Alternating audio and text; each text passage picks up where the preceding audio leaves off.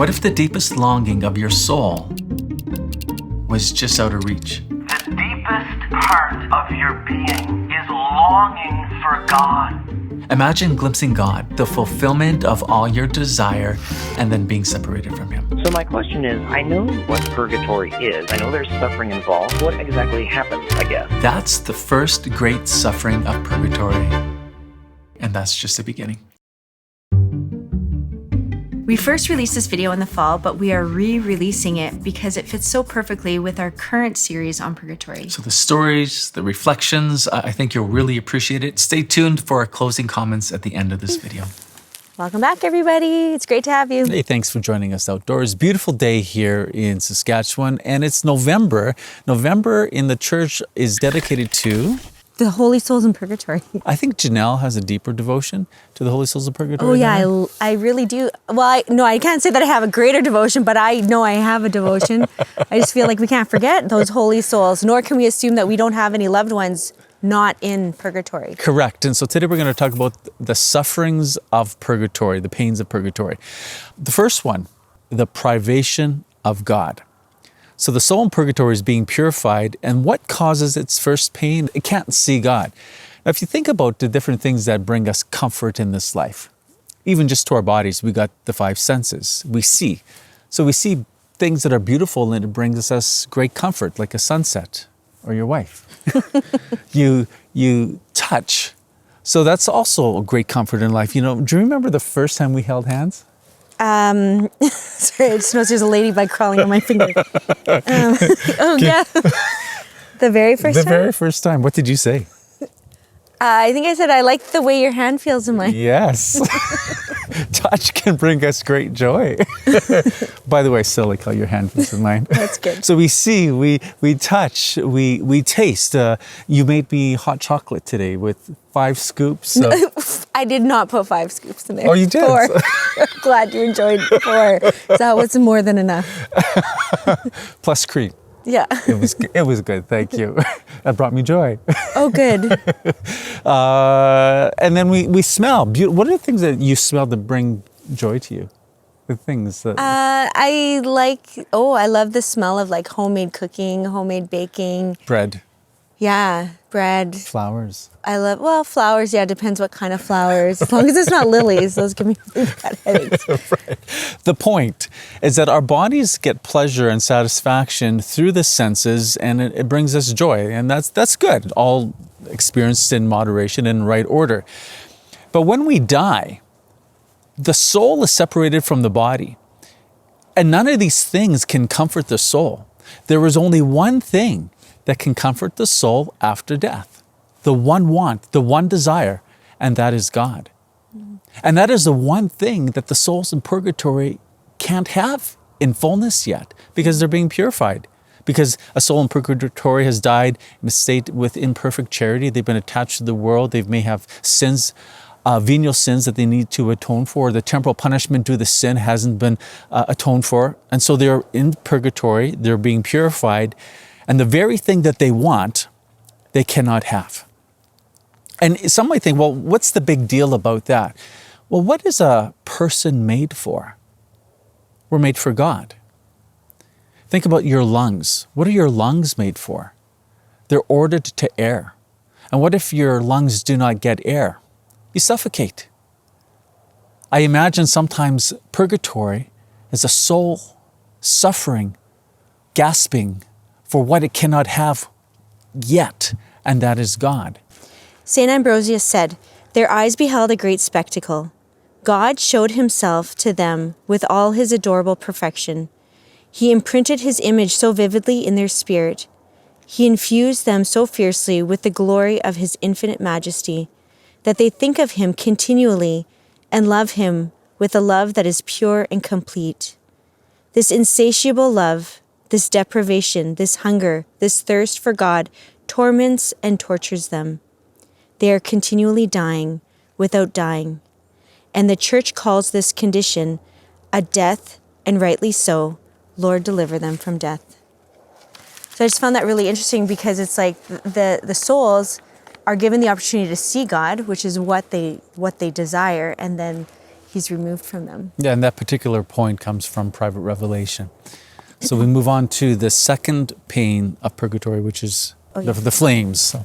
What I find interesting about the flames, though, too, is that it's, from the reading that I've done, it's different than the flames that we find here on earth. And like you think the flames here on earth would be bad enough, right? Like, could you imagine, like, you just burn yourself a little bit, like you've touched a really hot pan, or you've touched the lid of something, or your kid grabs the marshmallow stick where it's too hot, and how that can leave an imprint on your hand and cause pain for a long time. But what the reading that I've done has shown is that this type of fire is very different than the fire that we have on earth. So St. Augustine and St. Thomas call this the torment by fire. That mere word is frightening. To be completely immersed in a penetrating flame. What a cruel torture. Material fire acts only on the body, and how terrible are its effects. Who could hold a glowing coal in his hand for only a minute? But the flame in purgatory acts on the soul itself. It affects the intelligence, the memory, the senses. All of our faculties are seized and permeated. St. Thomas said, "The most roaring furnaces, the most ardent flames to which martyrs were condemned, are a mere shadow when compared to the devouring flames we must endure in purgatory." Okay, so I read this story about St. Stanislaus Kostka. He's from Poland, and he had a holy soul come and visit him. And he was asking the holy soul about the flames of purgatory. And the soul told him, like, you cannot handle what we experience in purgatory. And he allowed St. Stanislaus to have a drop of his sweat fall upon his hand. And that's just that mere drop of sweat created such an intense pain that he screamed and passed out. And then the other brothers or friars from the monastery came rushing in to find out what happened, only to have him wake up and then recount the story of this encounter with his holy soul. And he shared about exactly what the holy soul had told him. And that pain that he got from that little drop lasted for over a year on his hand. So that wasn't even the fire. That was just a drop of hot sweat. That would be a reminder to pray for the souls in purgatory. Yeah, that's what. Yeah, because could you imagine? I'm sure he continuously prayed for them after that. So we are left with the story as the reminder.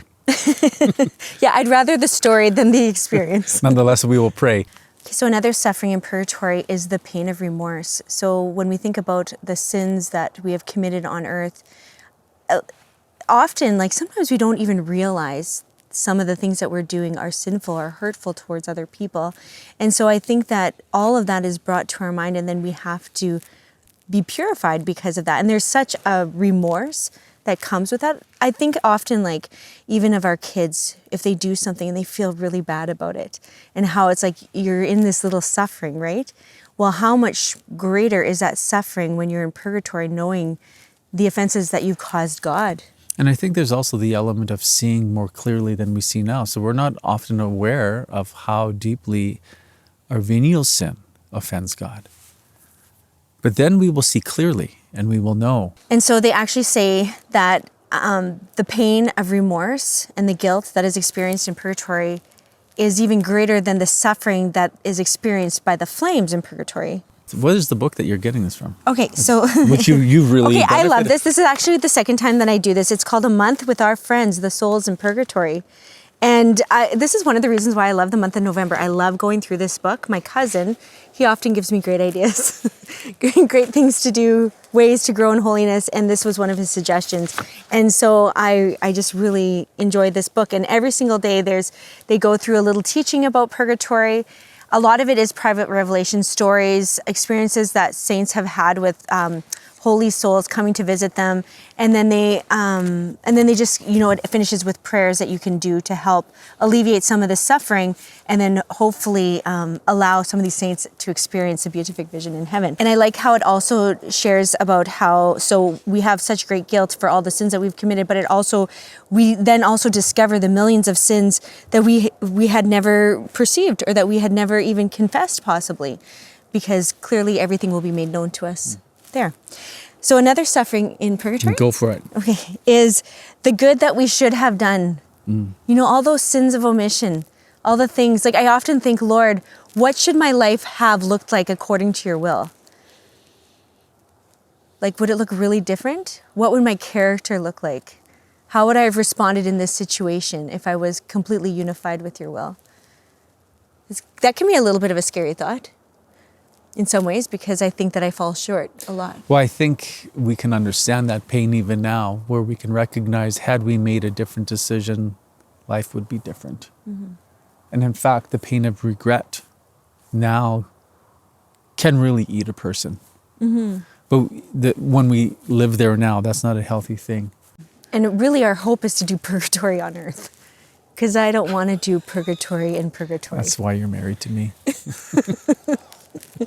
So on our channel, there's many traditional Catholic prayers. Some of them center on praying for the souls in purgatory. One in particular is the Chaplet of St. Gertrude, which you have been making use of, I've noticed, playing in the kitchen in the background. Oh yeah, you can release so many souls by praying the Chaplet of St. Gertrude. And we say the St. Gertrude prayer in the morning too, right now. Yeah, with the kids. I feel like that's something that we should just be able to just, say by heart. Yeah.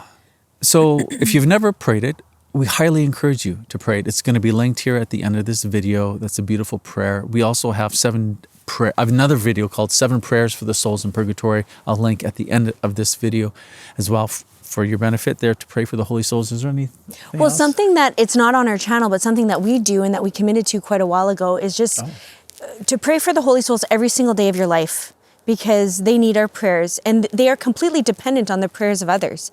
And so after we say our grace, after meals, we say, and may the souls of the faithful departed through the mercy of God rest in peace.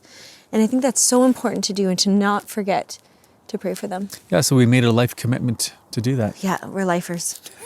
Yeah. Okay, closing comments. Janelle, a couple of things for you. Well, if you just so happen to be watching this video, you may have noticed that I was pregnant in it. And that's because in the fall I was pregnant and we had our baby in January. So I'm currently no longer pregnant and we have a fairly newborn baby. As well, something that we haven't mentioned very often, all these episodes are a podcast. So if you prefer the audio, you can find it on your favorite streaming platform.